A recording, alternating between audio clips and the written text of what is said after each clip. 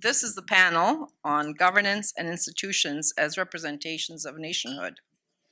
So we flash back to 1982 and the patriation of the Constitution and Section 35 and the importance of Aboriginal rights and treaty rights. But Aboriginal beats treaty, I think, so I'll stick there.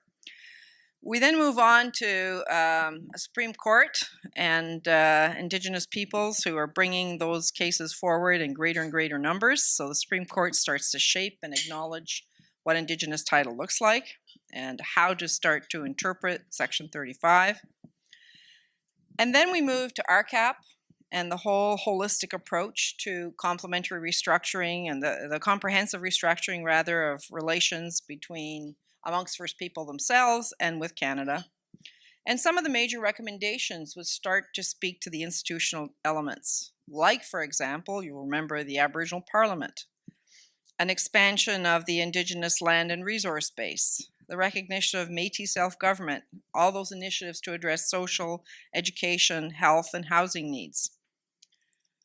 And as we go forward, all the discussions that it entails that we've talked about over the last day and a half about how you will reconstitute your nations. So the importance of aligning authority to self-govern is part of what this institutional discussion is all about. And one of the areas that we have to pay particular attention to on the go forward, I think, otherwise we'll have missed another opportunity whether the window is closing or not, are the importance of aligning those authorities with stable fiscal relationships to help restore and support all the capacity that you want to exercise. So moving forward, what our panelists are going to talk about is that communities are at different places along the spectrum towards nation building or rebuilding. But regardless of where they are along that spectrum, the institutions, the capacity, and the tools that are required to get there and to exercise jurisdiction are all fundamental to making progress. So I hope that we're going to spend the next hour and a bit talking about the principles, the practices, and the institutions that are going to be needed to bring to life this exercise of authority. I'm going to start with Harold, not Harold again, this is the first time we've been here today. I'm going to start with Harold because he's got some considerable experience on the institutions, on one of the institutions, and views on others that have been built over the last many years. So Harold. Thank you, and I also would like to acknowledge the Algonquin and also the Institute on Governance to the work that they do in convening this kind of a dialogue. Because one asks, I start back and say, well, who are the governments? That's a fundamental question. If we have a nation-to-nation relationship, who are the nations, who are the governments? Who are we talking to? Where are they starting? What kind of institutional support is going to be required? Now, I go back to the time when I came home and I was, for those who never knew Chief Joe Mathias, you can understand how I got taught. But I go back, you have to start with the Royal Proclamation, in my view. It's the founding document. And what was the Royal Proclamation? It wasn't about Indians. It was about how do we get, under British common law, your land and resources. And the question is, how much has that changed today? It's changed because people like Frank Calder went and argued. There were Aboriginal rights and title and a number of Supreme Court decisions that have followed. What happened with the Indian Act and what happened to our governance structures and colonization upon colonization? We got frozen out. We got frozen in time. We were not allowed to evolve, and the institutions that we had were not allowed to evolve to keep pace with the evolution of the rest of society. In the 1960s, we thought we were getting self-government when we got self-administration. And so how is this opportunity, and it's a tremendous opportunity, going to be different from other opportunities. I think it's through the recognition initially that you do need institutional support. And you're going to need patience. That was the purpose of my question to the minister last night. Is Canada and our First Nations going to have the patience to develop modern day institutions in a modern day context? Is the federal government prepared to provide jurisdictional and fiscal room for Indigenous nations as governments? Are we going to continue to be wards of the government? The First Nations Health Authority is a prime example of the kind of aggregations that we need to start looking at as First Nation communities. We were never 634 First Nations. The curse of the legacy of colonization for the non-Aboriginal community is that they created 634 Indian bands. Now they have to deal with 634 different legal entities. Now, many of us come from a different point in time in evolution and in our history. Some of us come from pre-Confederation treaties. Some of us come from numbered treaties. Some of us have self-government agreements. Some of us, like me, come from a First Nation that is a true nation. Squamish was broken up during the reserve allocation process, but from 1919 to 1923, 16 of the 17 communities entered into negotiations and reconstituted the nation. But we're in unceded territory. And every time I come east and I listen to our relatives in the east talk about treaties, how they're not being honored, how they're not being respected, about how they're not being treated any differently than an Indian Act man, I go back home to British Columbia and say, why the hell would we ever sign a treaty if this is what the outcome is? The world has changed since the early 90s because the law has changed. The Supreme Court of Canada has made some very significant decisions. The biggest impediments to the evolution of a nation-to-nation and the development of institutions to support that is the failure of central agencies to adapt to the new realities that are coming down the pike from the Supreme Court of Canada. In the late 80s and early 90s, central agencies constructed a view of the world about where Indians would fit in this country. And it is not working. And so if we're going to have nation-to-nation conversations, true nation-to-nation conversations, then there needs to be a recognition of Aboriginal rights and title. There has to be a willingness for the policies that are developed by the Government of Canada to recognize, not try to extinguish or mitigate. The relationship should not be about mitigating the costs and legal exposure of the Crown to the concepts of Aboriginal rights and title. The focus needs to shift to not ignoring the past, but understanding that the transfer system alone will never be able to undo the impacts of colonization. In the absence of substantial investments from the private sector and engaging of the capital markets, we will never bridge the gap. Do not hand us a fiscal relationship that's mirrored in administering poverty under the guise of self-government and walk away. We need institutions to be able to provide the confidence to Canadians and to the government and to ourselves that we can manage. Even in the constitutional debates, in many of our communities, the Constitution's never passed. because we didn't have the confidence in ourselves to manage. What we did, and there's some of us in this room who worked on it through the Fiscal Management Act, is to start developing fiscal institutions that can manage, creating that platform. We need to continue to evolve those institutions. We need to develop a mirror central agency. We need to consolidate our efforts as Aboriginal people.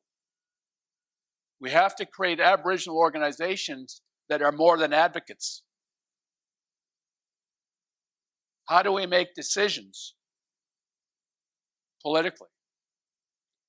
How does the national chief go to a table with the government of Canada when 6 or 8 of the chiefs in the other room are talking to the government officials at the same time he's talking and say, don't listen to him, he doesn't talk for me? We're our own worst enemy at times. We can have those discussions and those conversations behind closed doors amongst ourselves. But we have to have a unified voice when we come. We have to be prepared to invest in our own capacity development. Now, there's now over 200 First Nations scheduled to the Fiscal Management Act. We will have, by the end of March, have certified 100 of those. The Finance Authority will have accessed the capital markets directly for about $300 some odd million. The theory that we developed in 2005 has now proven itself. Many of the communities who are coming forward to the Financial Management Board now are doing so on the basis they want to improve their governance and financial management. They want to prepare themselves to access capital and to prepare themselves to manage the wealth potentially that could come forward. Now, Canada has a unique opportunity in this nation-to-nation building because Canada can use its balance sheet to support First Nations access to capital. First Nations in Canada do not have the luxury of time to allow our communities to evolve and develop wealth and experience that has taken you 150 years to develop. So how do we expedite that? We do it through institutional development. We do it through the recognition that Canada not only needs to support increased transfer payments, but it needs to support access to capital. And Canada should be prepared to use its balance sheet through loan guarantees to support that. Now, I served on the board of CMHC for 6 years, and for those who were familiar with the 2008 era, we had weekly meetings. I became very familiar with the role of Canada in stabilizing the housing market initially and through crisis. I'm also aware of the money that we made Canada when we bought back the insured mortgages. And so Canada and First Nations need to come to an understanding that this is not an entitlement issue. This is a business issue. Give us access to capital through loan guarantees, and we'll give you 500 or 50 to 100 basis points for it. We'll pay for it. But the communities I'm dealing with in northern British Columbia do not have the infrastructure, the institutional understanding about how you access capital when they're in third-party management, but being asked to consider an investment in a $40 billion project. We do not have that time. So the question I asked the minister last night was, do you have the patience and are you willing to invest in the capacity development of First Nations? Are First Nations prepared to aggregate themselves in ways which allows for service delivery models to be developed, like the First Nations Health Authority, so that there can be some economies of scale and, more importantly, the harnessing of human talent?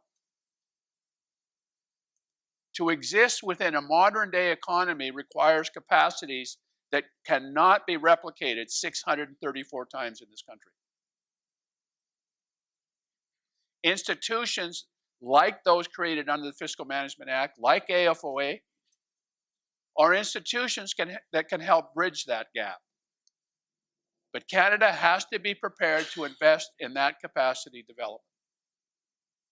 First Nations have to be prepared to invest in themselves. And First Nations need to start recognizing that government to government, nation to nation means receiving and accepting and exercising jurisdiction. Not accepting responsibility for management of things that others have decided upon. If we can do that, then we can come to Canada and we can say, here's a path beyond where you are today. I always like to ask the Indians in the room in meetings like this, who thinks in this room that transfer funding will increase to meet your needs?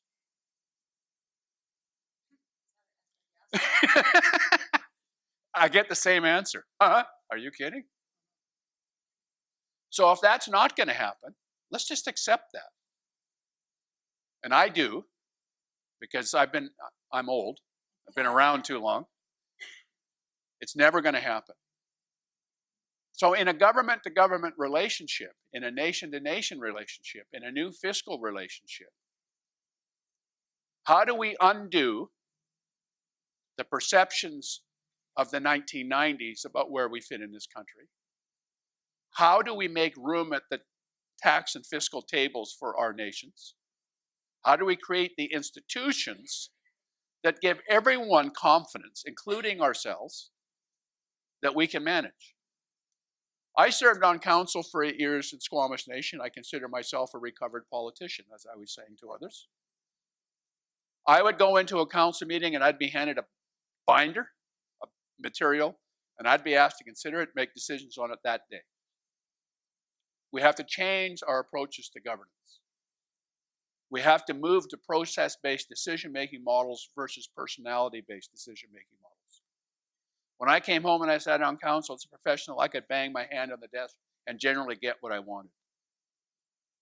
I'd like to think I was right most of the time, but I know I wasn't. But now the order of magnitude of the decisions we have to make are so substantial that it's not personality-based anymore. It's got to be process-based.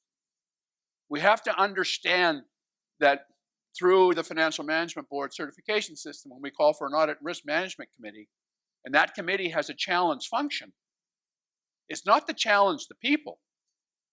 It's to challenge the ideas and the decisions that are being contemplated for the investment of the wealth that's going to be generated. And I can tell you in my community, we've made horrible decisions. Some good decisions, but some horrible decisions. Because it's been personality-based, not process-based. To gain the membership confidence in what we're going to do, we have to be able to demonstrate we have and I'm going to call it institutional memory and capacity to function. And that means supporting the development of national institutions to national standards. Everything that we do in the Financial Management Board is vetted by rating agencies and investment banks. And following the 2008 capital markets collapse, there was a control framework known as COSO. Everything we do is COSO compliant. That's the world we have to come into. That's our new reality if we want a new nation-to-nation relationship. Is that circle's been turning and turning and turning, and we got to get onto that carousel, and we can't wait for it to stop. We got to jump on it. And so Canada's got to meet us halfway. They got to tell us they got the patience. They got to connect what the Prime Minister is saying and what the bureaucrats are doing. That connection is not there today. And we need to demonstrate to central agencies and to government that if they invest in institutional and capacity development in First Nations, that it is a better alternative than a expectation that there will be a perpetual increase in transfer payments. to support the social crisis in our communities. You cannot build healthy communities on the back of shelter allowance and welfare. It has to be built on the strength of jobs, economies, providing educational and employment opportunities to our community. We're training a lot of people, but who can we employ? So that's our future if we choose to. We have to put the government's feet to the fire. We have to indicate our willingness to develop this institutional framework that we need. We need to define it like we did in the Fiscal Management Act. That was not designed by the government of Canada. They fought us every inch of the way. It was designed by proponent First Nations getting good advice who said, this is what we want to do. In every area that we want to assert jurisdiction, we need to develop those institutions. That's our challenge. And that's what we have to ask government to support. That's how we put life into the words of the Prime Minister and others in the words in their mandate letters. Is to say, we're prepared to come to the table. There's some good work you're going to hear about here that people are doing. But it does not happen without a substantial increase in the revenue streams coming to First Nation governments. And that comes from increased fiscal powers. It comes from transfer payment systems. And I think it will come from the wealth that we generate from the opportunities that we have before us. There's $700 billion, according to some, in major resource extraction projects occurring in this country. There have been thresholds established of a 30% equity participation by the Mackenzie Valley and Pacific Trails pipeline. Imagine what 30% equity position on $800 billion could mean to our communities. More importantly to Canada, quite frankly, you're right.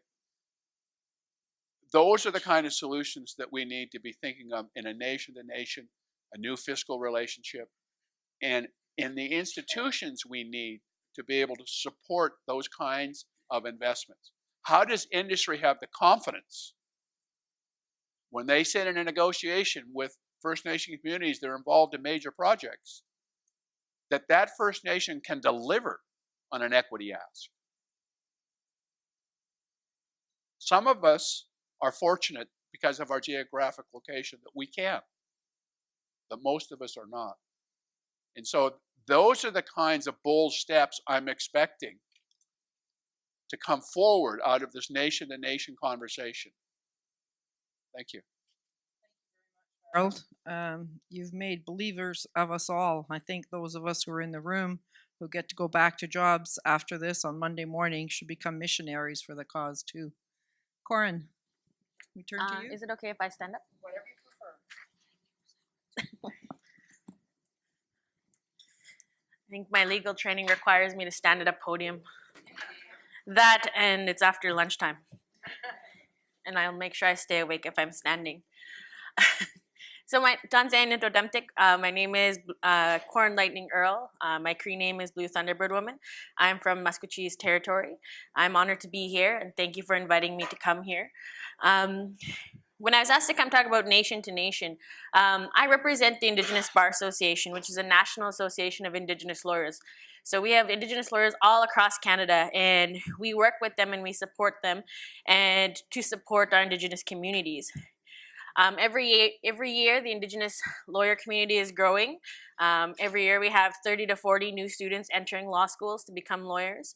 Last year, we have an annual conference every year where we all come together in a room in a safe place, and we learn from each other and we learn to value each other. And also, it's just a part of coming home for us as an Indigenous lawyers working in a legal system that is not of our own. We had 110 students attend last year from across Canada. So So what we do is we recognize and we respect spiritual and Indigenous laws and customs and traditions. We promote the advancement of legal and social justice in Canada for Indigenous peoples. We promote the reform of policies and laws affecting people in Canada. We foster public awareness. We work with various institutions, which I'll talk about. And we provide a forum and a network for Indigenous lawyers. We're a nonprofit organization. We are not federally funded. At one point, we used to be federally funded, and then we had a very strong opinion about certain things, and we lost that funding. But that's okay, because we believe in advocacy, and we stay very true and strong to our word. If you look us up in the media, we're usually we're very vocal. I'm very vocal.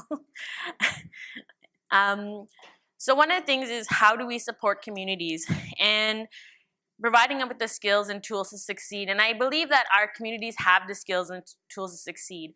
I believe that some of them are there, some of them just need to be unearthed. I do believe we have the capacity. I know there was conversations with the government that we didn't have the capacity for such things as child welfare, and I call their bluff, because I know we have the capacity in some communities. My community is very fortunate that we have the capacity to carry out these programs, and we've shown in our advocacy with the Indigenous Bar Association, with the First Nations Caring Society, that communities are ready and we need to move forward with that. We talk about nation to nation, but let's be honest, the government doesn't acknowledge our own communities as nations. We're called NGOs or NIGs, or we have acronyms. They don't actually qualify us as formal governments. So I think getting back to what is nation to nation and who are we representing as nation to nation, and making sure that that is a level playing field. And when we talk about justice and nation to nation and that level playing field, it's very apparent in Canada that we don't have that level playing field in the justice system. We assist in taking people's rights, and we want to make sure that people are heard and respected. But one of the things that when we, as Indigenous lawyers, work in communities and in these institutions, is remembering where we came from. And when we go and work with our communities, it's not coming from that top-down effect, but building people up. What tools do people need to get this nation to nation? Well, the biggest thing in Canada is access to justice. And what does that look like? And having that diversity in the bench, and what does that look like? It was talked about how the Supreme Court of Canada shapes Indigenous laws, and they make up. But if we look at the makeup of the Supreme Court of Canada and the people that are interpreting our Indigenous laws and our rights and our land claims, not one of them is Indigenous. And so one of the things that we advocate at Indigenous Bar Association is diversity amongst the bench. Real diversity amongst the bench. We've been adamant in pushing the government to get Indigenous representation on the bench, because we believe that, if you're going to be having these laws, and if many of our people are going to be going through the system, they need to be in a system that they feel safe in, and a system that, if going to be interpreting Indigenous laws, should be made up of Indigenous people. If Quebec can have a certain number of people on the bench, why can't Indigenous people have a certain number of people on the bench? And we talk about language. Language is a barrier to this nation-nation relationship. Well, you can't have a Supreme Court justice because you don't speak fluent French. Okay, and how much of the law in Canada is interpreted in French? How much of those cases that go to the Supreme Court that are Indigenous cases are being spoken in French? So I think it's time to think realistically about the language and the language barrier it places on us, so that we can have that Supreme Court of Justice that is Indigenous. And also, when we talk about the TRC recommendations, the IBA is very adamant in pushing those TRC recommendations, because as we go to nation to nation, our current government says that we are going to move forward with reconciliation. Well, I'm still waiting to see that happen in so many aspects. We work with the institutions that we work with schools, we work with the judiciary, we work with universities, we work with the federal government. And one of the things we've been pushing is those TRC recommendations. And I know some organizations use the terms when implementing these TRC recommendations or cultural competencies. Well, we encourage. Residential school wasn't encouraged, it was mandated. So I think we need to mandate these TRC recommendations in all of our institutions in order to fully move forward with this nation-to-nation relationship, to move forward with clean hands and to understand both sides and where they're coming from. And meaningful engagement. And when we talk about meaningful engagement from nation to nation, it's when I think about the child welfare and the ministerial representative that's set to go work with organizations, it's that whole bureaucracy of how we engage nations and individual nations and recognizing the capacity of those nations. We need to relook at what is engagement, what is consultation, and what are we prepared to call those at. Bill S3 was not passed by the Senate because they said that INAC didn't provide meaningful engagement and it wasn't sufficient enough. So they are setting that threshold and encouraging and holding those institutions accountable. And so at the IBA, that's also what we do and push with these institutions, to have that nation-to-nation relationship, but it's also encouraging people and having that accountability and putting accountability on institutions to make sure that they are culturally competent, that they are putting the TRC recommendations, that they are coming forward with clean hands and with good intentions. Creating networks of support and working together with other institutions. We have many institutions across Canada. We have legal institutions, we have AFOA, we have other different things, but coming together to create those supports for our communities so that they know who to turn to when they need expertise in those areas. So moving forward with the nation-to-nation, I think a lot of it comes forward as defining who those nations are and what do we want in that relationship. And in the spirit of reconciliation in Canada, how do we move forward with that in terms of coming with clean hands and good intentions? And I think maybe both sides need to look at what does that mean to them. So I'm looking forward to the question part, so that's all. Thank you. Thank you, Koren.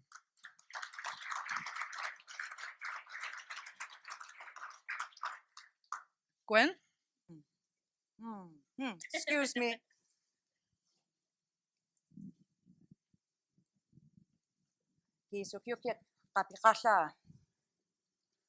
Thank you to the Algonquian ancestors for keeping this land as unceded territories and to the contemporary stewards for allowing us to gather here.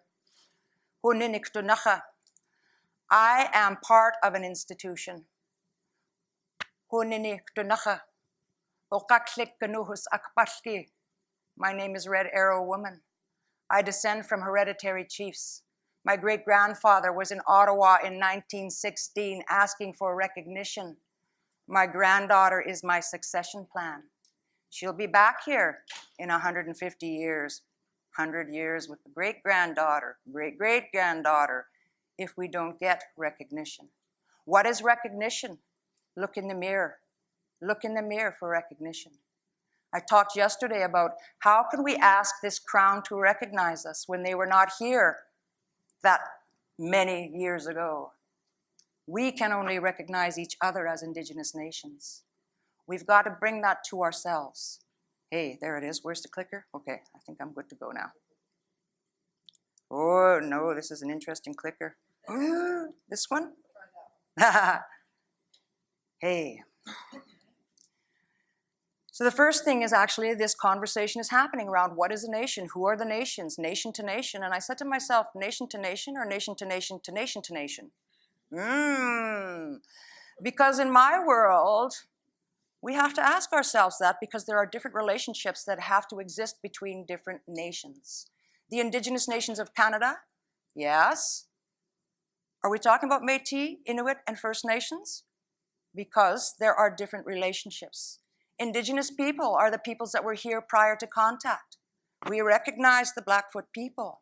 We have treaties with the Blackfoot people. We gifted hundreds of horses to create that relationship 100 years ago. So now here we are with what I call the only real Canadians, the Métis Nation. Everybody else is either Indigenous or immigrants. What is the difference?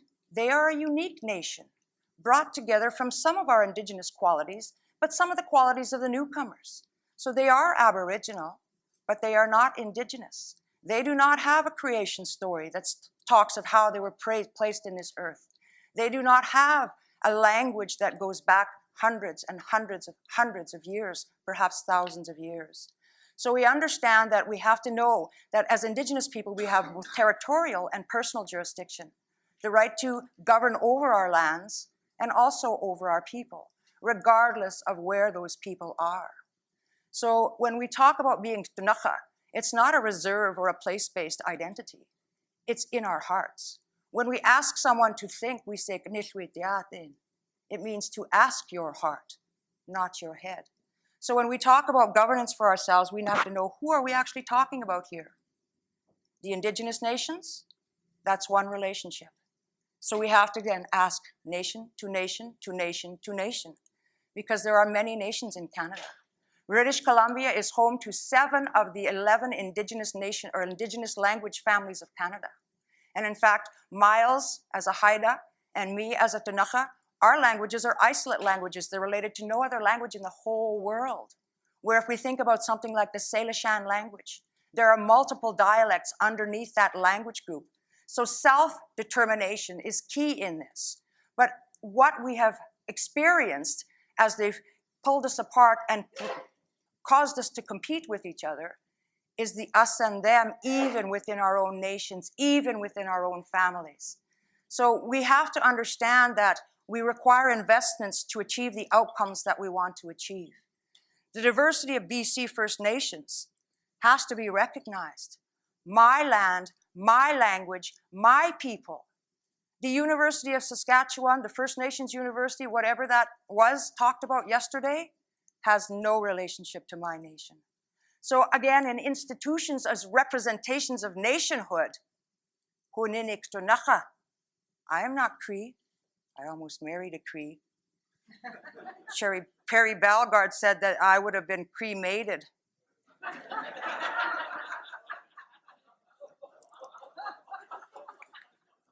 I wasn't sure how to respond to that one. So we understand the diversity of BC First Nations is such that no one First Nations health authority could actually achieve well-being for us. And that's why the #1 directive for that institution is community-driven, nation-based. Guess who was one of the negotiators that he spoke of earlier? I've been riding that herd since day one. As soon as Joe Gallagher and Doug Kelly said that they were going to do this, my nation said, get over here. You will respect our inherent right and our responsibility to care for our people. And if you do so, we'll support you. If you don't, look out. Because even those people in the 1800s that came to meet us as the Kootenai Indians said those people are suave, they're sophisticated, they got a lot of horses and a lot of guns. Hey, we still do. So it is just and reasonable. And my husband asked me, is just and reasonable? I said, we'll find out. So we've been talking about the difference between governance and government because there is a difference, people. Governance is orchestration. Governance is having the flute back down a little bit when it's the oboe's turn. It's the orchestra leader. Government, on the other hand, is every one of the individual instruments playing their part of the music. If they don't know how to play their piece, if they don't have the big piece of sheet music with all the orders on it, they start playing out of turn. You ever been to a grade 4 band concert? My daughter, band girl, grade 11, oh, they finally had a band leader orchestrating them. Governance, governance. My nation believes that the relationship with the federal government is a governance relationship, and they should invest to pay my chiefs so that they don't have to be a band manager or a health director or something else. How much does Mayor Nenshi get? Wasn't it $200 and some thousand a year? Chief Crowchild, you have to deal with local, municipal, regional, provincial, and federal, no, and as well international issues. We get $1,000 a month, most of our chiefs. Hey, big pay for them. So why do we hear about chiefs' bonuses, $900,000? Because they have forgotten their akupukam. They have forgotten their root. My language is the core of my identity. We can't forget that. So when we think about institutions, I am part of an institution. I descend from hereditary chiefs, governance chiefs. We had a duck chief, a deer chief, a camp chief, a war chief. very well-groomed policymakers. They were responsible for resource management. They laid down the law. We built consensus. In fact, our elders had to redefine it for us as everyone takes a bite of the same thing at the same time and you chew long enough so you can swallow without choking. Doesn't mean you're hungry. Doesn't mean you like the flavor. But it means it's the best for all of us at that point. And so when we thought about nation rebuilding years ago, it was nation rebuilding, not nation building. Canada is nation building. Métis are nation building. We are rebuilding. Our akupukam, our roots go down deep into the earth, and in my language, akupukam is that the root. Akupukam nam. That's my children, my grandchildren, my great-grandchildren. And how well I relate to my root is how well my children will be as they grow and develop. So years ago, we decided we were going to be the Nike nation and just do it. And that's what we've been doing. So I have been Chief Sophie Pierre's strategist for 34 years. I have been doing all of the nation rebuilding work as she's been out there leading the political conversation. This has not just been a political conversation. And in fact, last night when I saw her as we celebrated, I thought, I wonder if we can cash in that snowflake for $26 million that we borrowed for treaty. Because that's what that snowflake represents. Transformation, not just of the St. Eugene mission. You want to know how many proposals I had to write to turn that liability to an asset so we could even have it? Conversation about it. Thanks ESDC for the glaziers, the carpentry funding and all of that, because it was my nation, my nation's members that rebuilt that institution, that turned it from an eyesore and a sore spot in our history, because our elders said, it took our culture from us. It needs to bring it back. So we took years to heal ourselves with that building because we wanted to look at strong, healthy citizens. And what were we geared up to do in our relationships with the federal and provincial government? Find problems. In fact, remember the Indian paper that said we were a problem? Do you want to know how good it feels to report on problems? I would not ever negotiate the closing of a gap. That's why I took over negotiating from those political people that started that health transfer. You negotiate towards an achievable outcome, something you want. You want to know what's happening? We've closed, a gap's closing in BC. You want to know which one? Diabetes rates, because there's getting a lot more sicker Canadians. So the gap is closing, but not in the right way. So right away we said, no more closing the gap. And in fact, the ugly 7 that we negotiated, diabetes, infant mortality, youth suicide, no way. So for the past 2 years, we've been going around with our leaders saying, what is a healthy, self-determining child? What is a healthy, self-determining community? So we could start defining it. And this year in our Chiefs Plenary, our Information Health Officer, Adam Adams, with Dr. Perry Kendall, produced new indicators for us to start measuring our well-being. Looking like this. Looking at social, cultural, economic, environmental, land, family, nations, community, mental, physical, spiritual, and emotional. How are we going to measure well-being? Not measuring sickness. My nation's vision is a comprehensive vision. We had to start defining it for ourselves. So we start in the core, in the middle, with the First Nations perspective on well-being. We understand differences. And for those of you who may have conversations with us as the First Nations Health Council, we'll hand you our Bible. What is that Bible? The very first chapter is the First Nations perspective on well-being. Why would we take over an institution if we didn't have a different perspective, if they didn't have the same set of understandings? The only reason we said, yeah, we'll take over Health Canada, FNFMB branch, is because we got the policy reins with it. And my nation, as I sat there as the strategist supporting our treaty table, we said, we're going to do interest-based negotiations, not principle-based. And I caused the federal and provincial government to define their interests in every authority. And I educated them on some of our differences, like marriage, divorce, child protection. How many of you know the common law origin of marriage in Canada? Do you know it, girl? Come on, this is a test, folks. Property law, of course, property law. The British guy owned his wife and minor children. The ladies at our negotiating table almost fell over from the federal and provincial government. They didn't know their own history. So when we shared with them our concept that the woman owns everything in the camp, that we don't own the children, the Creator does. Whoa, it was a very challenging thing for them. Very challenging. But as they sat with us for how many years have we been in this now? The treaty negotiations, some of our friends? 23, thank you. I used to be a young girl when I started this. They've become educated on the Ktunaxa. So we think about this big bureaucracy we have called Indigenous Affairs, huge thing, and I'm a visionary. When Harper was coming in power, I had a dream of myself with Harper in the back seat of a limousine, windows blacked out, nobody could see us.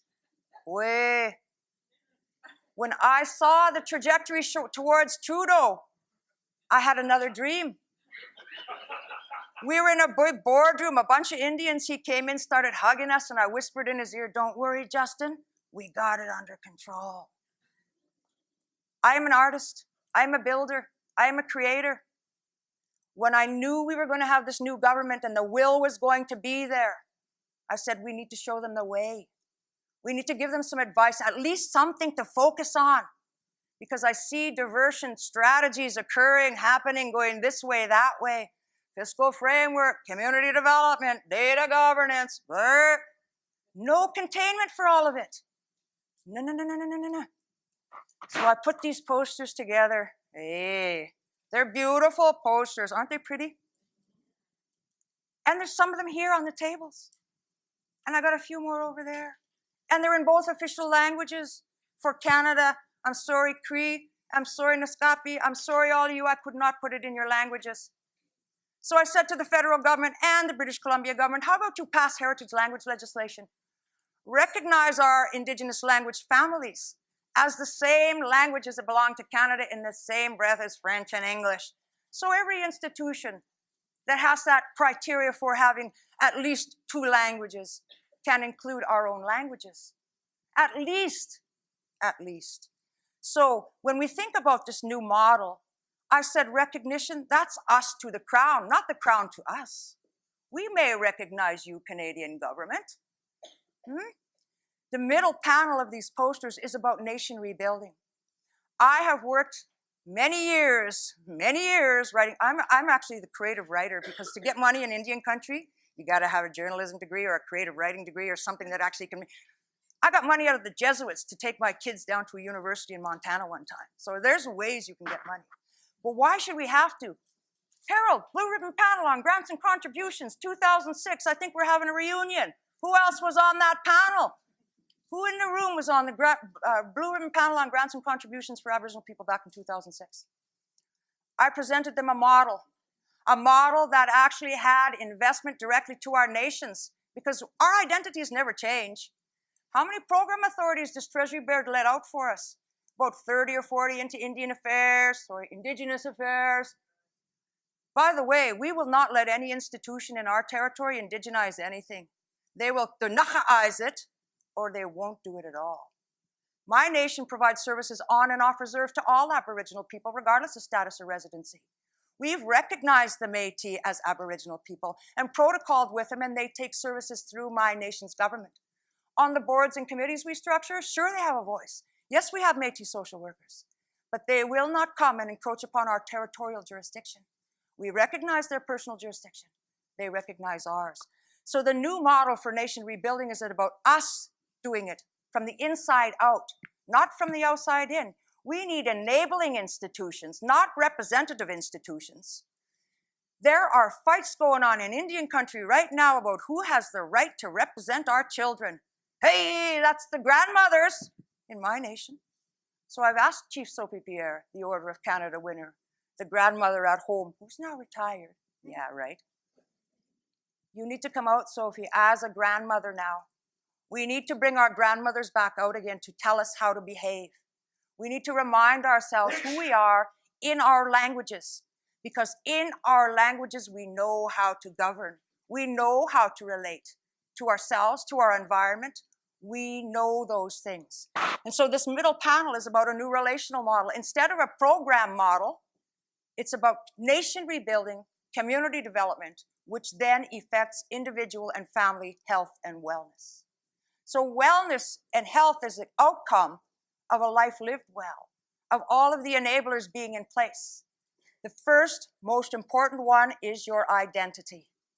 And so now I've been having a conversation with this brilliant lawyer lady that I just came to know over here at the table, who's actually a co-investor in our St. Eugene Mission Resort. 3 Indian nations own the St. Eugene Mission Resort. We transformed our residential school into a 4-star hotel. 4.5. Hey. We're going to put the 5th star up there soon. But the new relational model recognizes that our people and our culture will define our governance. We know it already, it exists within it. We need to rebuild our language, reconnect with our culture, then our behaviors and our circumstances start to change.